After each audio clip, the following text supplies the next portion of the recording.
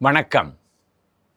சென்ற வாரம்தான் டி நகருடைய வரலாறை பார்க்கும் பொழுது அங்கே இருக்கிற தெருக்கள், பூங்காக்கள் இதுக்கெல்லாம் எப்படி பெயர் வந்தது அப்படிங்கிறத பார்த்தோம். அடுத்தது நகரத்தில் ஒரு பகுதி எல்லாரும் அந்த இடத்துல வசிக்க விரும்ப ஆரம்பிக்கணும்னா என்ன பண்ணணும்?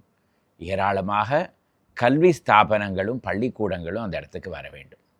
அதனால இன்றைய எபிசோடில் டி நகரில் இருக்கிற பள்ளிக்கூடங்கள் மற்றும் இதர கல்வி ஸ்தாபனங்கள்லாம் என்ன அப்படிங்கிறத பார்க்கலாம் வாங்க.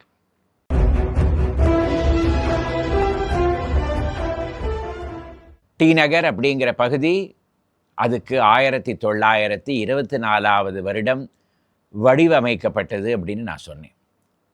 அதற்கு பிறகு படிப்படியாக ஒரு 5-6 வருடங்களில் அங்கே இருக்கிற பிரதான பாதைகள், வீதிகள் இதெல்லாம் நிஜமாகவே பிளான் படி வந்துவிட்டன. அதற்கு பிறகு 1932, 33 அப்படிங்கிற வருடங்களில் இங்கே இருக்கிற முக்கியமான தெருக்கள், வீதிகளுக்கெல்லாம் பெயரும் கொடுக்கப்பட்டன. அங்கே மக்கள் வசிக்கவும் ஆரம்பித்தார்கள். நகரத்தில் ஒரு பகுதி பாப்புலர் ஆகணும்னா அங்கே பள்ளிக்கூடங்கள் இருக்கணும்.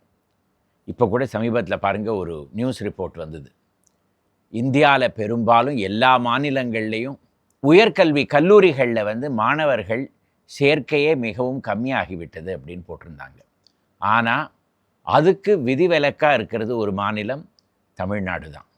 இந்த இடத்துல உயர்கல்வியில் சேர்க்கை ஏறிக்கொண்டே போகிறதான். அதனால் தமிழகத்தில், அதுவும் சென்னை நகரத்தில் என்றைக்குமே கல்விக்கு ஒரு பெரிய முக்கியத்துவம் உண்டு. அதை அடிக்கோளாக கொண்டு தான் டி நகரில் ஏராளமான பள்ளிக்கூடங்கள் உண்டு. அதுவும் சமூகத்துடைய எந்த வர்க்கத்தை சேர்ந்தவங்களாக இருந்தாலும் சரி, அவங்களுக்கு டி நகரில் ஒரு பள்ளிக்கூடம் உண்டு. படிப்படியாக எப்படி இந்த இடத்துல பள்ளிக்கூடங்கள்லாம் வளர்ந்தது அப்படிங்கிறத பார்க்கலாம். மிக பழமை வாய்ந்த பள்ளிக்கூடம், பெரிய கேம்பஸ், பார்த்தாலே நமக்கு புரிந்துவிடும் ஒரு பெரிய பள்ளிக்கூடம் அப்படின்னு, ஹோலி ஏஞ்சல்ஸ். 1909 ஆண்டு நகரத்தில் வேற ஒரு இடத்துல தொடக்கப்பட்டு பல இடங்களில் இருந்து இந்த இடத்துக்கு 1934 வருடம் வந்தது. 1935 வருடம் இந்த கேம்பஸ் கட்டி முடிக்கப்பட்டது. அதிலிருந்து இன்று வரையில் அதே இடத்துல செயல்பட்டு கொண்டு வரும் பிரபலமான பெண்களுக்கு பள்ளிக்கூடம் ஹோலி ஏஞ்சல்ஸ். 2வது உலகப் போரும் பொழுது இந்த ஹோலி ஏஞ்சல்ஸ் கட்டிடத்தில் ஹைகோர்ட் செயல்பட்டது அப்படின்னு நான் சொன்னேன்னா நீங்கள் நம்புவீங்களா? இப்போ இருக்கிற ஹைகோர்ட் உலக போரும் பொழுது அந்த இடத்துல குண்டு வீச்சு வந்துவிடும் அப்படிங்கிறதுக்கு அஞ்சி அங்கே இருக்கிற ரெக்கார்ட்ஸு, அங்கே இருக்கிற ஜட்ஜுகள் எல்லாரும் இந்த இடத்துல நிதியை நிலைநாட்டிட்டு இருந்தாங்க. 2வது உலகப் போர் முடிந்த உடனே மறுபடியும் ஹைகோர்ட் அதோடைய பழைய கட்டடத்துக்கு சென்று விட்டது. இந்த பள்ளிக்கூடம் மறுபடியும் இதே இடத்துல செயல்பட ஆரம்பித்தது 1934 வருடத்திலிருந்து. அடுத்தது ராமகிருஷ்ணா மிஷன். ராமகிருஷ்ணா மிஷன் பள்ளிக்கூடங்கள் இந்த இடத்துல 4 பள்ளிக்கூடம் இருக்குது. முதல் பள்ளிக்கூடம் 1932-33 வந்தது. அதுதான் மெயின் பில்டிங், பானகல் பார்க்கை எதிர்நோக்கி இருக்கிற மிக அழகாக இருக்கிற பெரிய கேம்பஸ் இருக்கிற கட்டடம். அடுத்தது டி நகர் சவுத் அப்படிங்கிற கேம்பஸ் 1936 வருடம் வந்தது. அடுத்தது ஒரு மெட்ரிகுலேஷன் ஸ்கூல் 1977. அடுத்தது சிறுவர்களுக்காக ஒரு நர்சரி ஸ்கூல் 89 வருடம். 4 பள்ளிக்கூடங்கள் ராமகிருஷ்ணா மிஷனை சேர்ந்தவை இந்த இடத்துல இருக்கின்றன. இந்த பள்ளிக்கூடங்கள்லேருந்தெல்லாம் பிற்காலத்தில் பெரிய பெரிய ஆளுமைகளாக ஆனவர்கள் பல பெயர்கள் இந்த இடத்துல இருந்து வந்திருக்காங்க, இந்த பள்ளிக்கூடங்கள்லேருந்து வந்திருக்காங்க. இந்த ராமகிருஷ்ணா மிஷனுக்கே சொந்தமானது சாரதா வித்யாலயா, அதுவும் டி நகரில் தான் இருக்குது. சாரதா வித்யாலயா அப்படிங்கிற பெயரை பார்த்த உடனே ஸ்ரீ ராமகிருஷ்ண பரமஹம்சருடைய மனைவி சாரதா தேவி பேரில் தான் இந்த பள்ளிக்கூடம் அமைக்கப்பட்டிருக்கும்னு நீங்கள் நினைக்கலாம். ஆனால் அதுதான் கிடையாது. 1920களில் விதவைகளுக்கு மறுவாழ்க்கை கொடுக்க வேண்டும் அப்படின்னு சிஸ்டர் சுபலக்ஷ்மி, சகோதரி சுபலக்ஷ்மி அப்படிங்கிறவங்க பெரும் பாடுபட்டாங்க. அவர்கள் என்ன செய்தார்கள் என்றால், ஒரு விதவைகள் இல்லத்தை இப்போ இருக்கிற ஐஸ் ஹவுஸில் திறந்து வைத்தாங்க. விதவைகளை கூட்டிக் கொண்டு அங்கே கொண்டு வந்து வைக்கப்பட்டது. ஆனால் அவங்களுக்கு மறுவாழ்வு கொடுக்கணுன்னா என்ன பண்ண வேண்டும்? அவங்களுக்கு ஏதாவது ஒரு தொழில் கற்பிக்க வேண்டும். முதல் தொழில் என்ன? டீச்சர் தான். அதனால் அந்த ஐஸ் ஹவுஸுக்கு பக்கத்திலேயே இருக்கிற லேடி வில்லிங்டன் ஸ்கூலில் அவங்களுக்கு பயிற்சி கொடுக்கப்பட்டு, அவங்க வந்து பயிற்சி செய்வதற்காகவே தொடக்கப்பட்ட ஒரு பள்ளிக்கூடம் சாரதா வித்யாலயா. சென்னையில் சாரதா மாதர் சங்கம்னு ஒன்று இருந்தது. அவங்களுடைய ஆதரவில் தொடக்கப்பட்டதுனால அதற்கு சாரதா வித்யாலயான்னு பெயர் கொடுக்கப்பட்டது. 1940களில் சிஸ்டர் சுபலக்ஷ்மி அந்த பள்ளிக்கூடத்தை ராமகிருஷ்ணா மிஷனிடம் ஒப்படைத்தாங்க. மிஷனை நடத்தி கொண்டிருக்கிற சன்னியாசிகளுக்கு ஏக குதூகலம். ஏன்னா பள்ளிக்கூடத்துடைய பெயரே ஸ்ரீ ராமகிருஷ்ண பரமஹம்சருடைய மனைவி பெயரில் இருக்குது அப்படிங்கிறதுனால. அதிலிருந்து இன்னி வரையில் சாரதா வித்யாலயாவும் டி நகரில் ஒரு பிரபலமாக இருக்கிற ஒரு பள்ளிக்கூடம். இந்த பள்ளிக்கூடம்லாம் பார்த்தோம். அடுத்தது 100 வருடங்களும் தாண்டி அந்த ஹோலி ஏஞ்சல்ஸ் மேலேயே நடந்து கொண்டு வருகிற ஒரு பள்ளிக்கூடத்தை பார்க்கலாம். வித்யோதயா ஸ்கூல். வித்யோதயா சென்னைக்கு தென்புறத்தில் இருக்கிற தாம்பரம் அந்த பகுதியில் எங்கேயோ தொடக்கப்பட்டு, அதற்கு பிறகு சாந்தோமுக்கு வந்து, அங்கேருந்து நுங்கம்பாக்கத்துக்கு வந்து 1938 தான் இப்போ இருக்கிற அதோடைய பெரிய கேம்பஸ், திருமலை பிள்ளை ரோடில் இருக்கிற பெரிய கேம்பஸுக்கு வந்து சேர்ந்தது. அதிலிருந்து இன்று வரையில் அதே இடத்துல செயல்பட்டு கொண்டு வருகிறது. பெண்களுக்காக இந்த பள்ளிக்கூடங்கள் சாரதா வித்யாலயா, இந்த ஹோலி ஏஞ்சல்ஸ், இந்த வித்யோதயா, ஆண்களுக்கு ராமகிருஷ்ணா மிஷன், இப்படியெல்லாம் பார்த்தோம். அடுத்தது சிடி நாயகம் ஸ்கூல், வெங்கட் நாராயணா ரோடில் இருக்குது. முக்காவாசி பேரும் இதை பார்த்துருக்க மாட்டாங்க. மிக சிறிய கட்டடம் ரோடு ஓரத்திலேயே இருக்கும். எட்டி பார்த்தோன்னா உள்ள ஒரு ப்ளே கிரவுண்ட், அந்த ப்ளே கிரவுண்டுக்கு நடுவில் ஒரு சிலை. அந்த சிலை தான் திரு சிடி நாயகம் அவருடைய சிலை. இவர் கூட்டுறவு சங்கங்கள், கோஆப்ரேட்டிவ் சொசைட்டிஸ்க்கெல்லாம் சார்பதிவாளராக இருந்தார். அதாவது ரெஜிஸ்ட்ரார் ஆஃப் கோஆப்ரேட்டிவ் சொசைட்டி. இவருக்கு தாழ்த்தப்பட்ட மக்கள், பண வசதி இல்லாத மக்களுக்கெல்லாம் எப்படியாவது கல்வி கொடுக்கணும் அப்படின்னு இவருக்கு ஒரு ஆசை. அதனாலேயே 1933 இந்த இடத்துல இந்த பள்ளிக்கூடத்தை திறந்து வைத்தார்.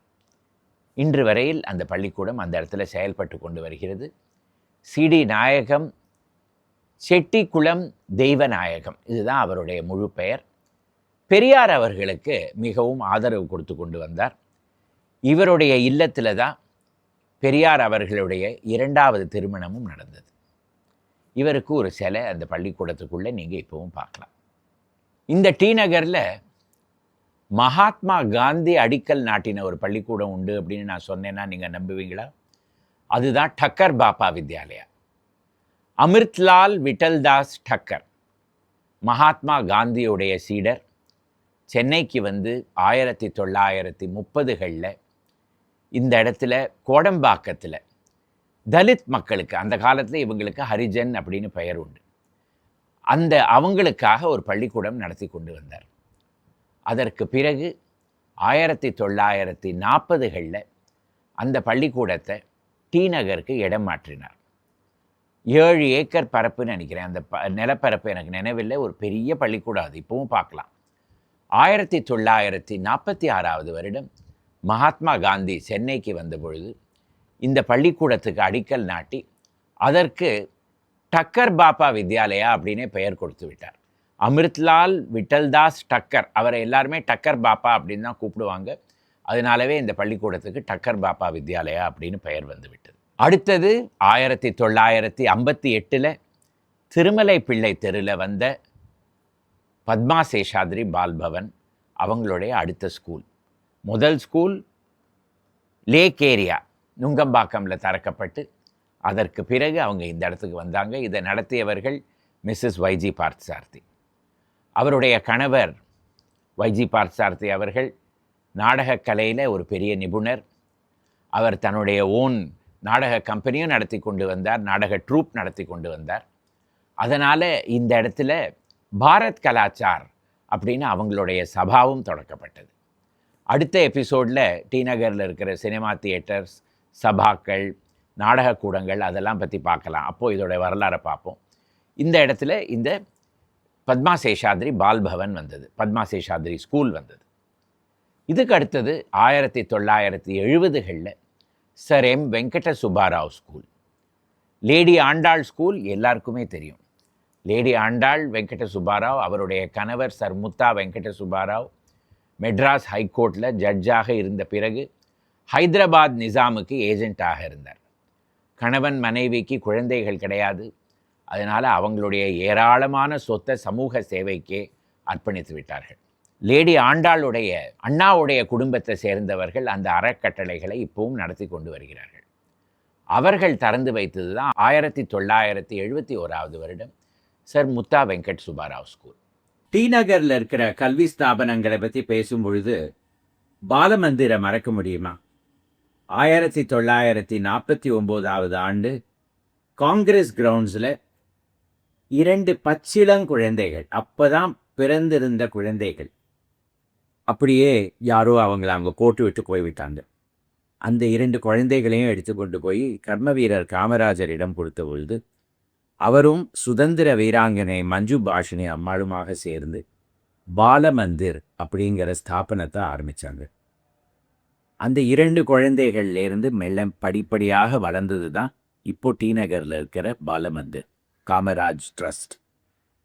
2 குழந்தைகள், அதிலிருந்து 10 குழந்தைகள், 40 குழந்தைகள், இப்படியே வளர்ந்து கொண்டு வந்தது. அந்த குழந்தைகளுக்கு கல்வி தேவைப்பட்டது.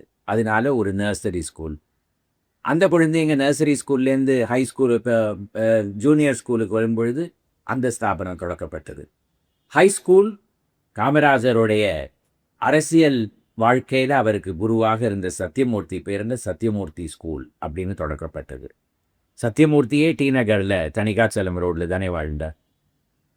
அதற்கு பிறகு சமீப காலத்தில் மதுரம் நாராயணன் சென்டர், அதாவது சன்மார் நிறுவனத்தை சேர்ந்த அவங்க ஸ்தாபித்த ஒரு கட்டளை, அதில் புத்தி ரீதியாக மாற்றுத்திறனாளியாக இருக்கிற குழந்தைகளுக்காக தொடக்கப்பட்ட மதுரம் நாராயணன் சென்டர், அதுவும் இப்போது பாலமந்திருடைய ஒரு அங்கமாக மாறிவிட்டது. இப்பொழுது பாலமந்திர் அப்படிங்கிறது ஒரு பெரிய அரச மரம். அதற்கடியில் ஏகப்பட்ட குழந்தைகள் விளையாடி ஒரு புது வாழ்க்கையை தேடிக்கொண்டு போய்கொண்டிருக்கின்றன. இப்படியெல்லாம் பள்ளிக்கூடங்கள் டி நகரில் ஏராளமாக உண்டு. அடுத்தது 2 கல்வி ஸ்தாபனங்கள். இதை பள்ளிக்கூடம்னு சொல்ல முடியாது, கல்வி ஸ்தாபனம் அப்படின்னு சொல்லலாம். ஒன்று தக்ஷின் பாரத் ஹிந்தி பிரச்சார் சபா. 1918 ஆண்டு மகாத்மா காந்தி தென்னிந்தியாவில் இருக்கிற மாநிலங்களில் எல்லாரும் ஹிந்தி பேச பழகணும், ஹிந்தி படிக்க பழகணும் அப்படிங்கிறதுக்காக தொடக்கி வைத்த ஒரு ஸ்தாபனம். 1936 ஆண்டு இந்த இடத்துல டி நகரில் அதுக்கு ஒரு பெரிய நிலம் கொடுக்கப்பட்டது. மகாத்மா காந்தி அந்த தருணத்தில் வர முடியாததுனால பண்டிட் ஜவஹர்லால் நேரு அவர்கள் அடிக்கல் நாட்டி அந்த கட்டடம் கட்டப்பட்டது. இந்த இடத்துல இருந்து இப்பொழுதும் ஹிந்தி கல்வி கொடுக்கப்படுகிறது. சென்னையில் ஏராளமாக மக்கள் ஒரு காலத்தில் ஹிந்தி பிரச்சார் சபாவுடைய பிராத்தமிக், மத்தியமா இந்த மாதிரி பரீட்சைகள்லாம் பாஸ் பண்ணி ஹிந்தியில் ஒரு பெரிய புலமை பெற்றாங்க. ஆனால் ஹிந்தி அவங்களுக்கு அவ்வளோவா பேச வராது, படிக்க தான் வரும். ஹிந்தி பேச கற்றுக்கிறதுக்கு வட இந்தியாவில் போய் அங்கே வேலைகள்லாம் தேடி அங்கே போய் ஹிந்தியில் பெரிய எக்ஸ்பர்ட் ஆகிடுவாங்க. இப்போ சென்னையில் எல்லாரையும் ஜின்னு கூப்பிட்டு அதுதான் ஹிந்தி அப்படின்னு நினச்சிட்டு இருக்காங்க. அது வேறு கதை, அதை நம்ம இங்கே பார்க்க வேண்டாம். இப்போது டி நகரில் இல்லாத ஒரு ஸ்தாபனம், ஆனால் 70கள் 80கள்லாம் மிகவும் பிரபலமாக இருந்தது Brilliant Tutorials. Brilliant Tutorials Masilamani Mudali Street. யாராலையாவது மறக்க முடியுமா? அந்த கரெஸ்பாண்டன்ஸ் கோர்ஸில் படித்து அதற்கு பிறகு ஐஐடி எக்ஸாமினேஷன்லாம் பாஸ் பண்ணி அட்மிஷன் வாங்கினவங்க பல பேர். இந்தியா பூராவும் ஒரு காலத்தில் 2 பெரிய டியூட்டோரியல்ஸ் தான். ஒன்று அகர்வால் டியூட்டோரியல்ஸ், மற்றொன்று பிரில்லியன்ட் டியூட்டோரியல்ஸ். இப்போ பிரில்லியன்ட் டியூட்டோரியல்ஸ் இல்லவே இல்லை. ஆனால் ஒரு 20 வருடங்களில் ஏராளமாக ஐஐடி கிராஜுவேட்ஸை அவங்க தயார் செஞ்சுருப்பாங்க. ஆக கல்விக்கு டி நகரில் ஒரு பெரிய முக்கியத்துவம் உண்டு. அதே போல் கலைகளுக்கும் டி நகரில் ஒரு பெரிய முக்கியத்துவம் உண்டு. அதுவும் சினிமா கலை, நாடகக்கலை. அடுத்த எபிசோடில் டி நகரில் இருந்த சினிமா ஸ்டார்ஸ், சினிமா தியேட்டர்ஸ், அதே போல் சங்கீத சபைகள், நாடக அரங்குகள், அதோடைய வரலாறுலாம் பார்க்கலாம். அதுவரையில் வணக்கம். இந்த எபிசோடு உங்களுக்கு பிடித்திருந்ததுன்னா இதை லைக் செஞ்சு உங்கள் நண்பர்களுடன் பகிர்ந்து கொள்ளுங்கள். அப்புறம் இந்த சேனலுக்கு சப்ஸ்கிரைப் செய்யுங்க. மறுபடியும் அடுத்த வாரம் இதே போல் சென்னையுடைய வரலாறுலேருந்து ஒரு புது எபிசோடுடன் வருகிறேன். வணக்கம்.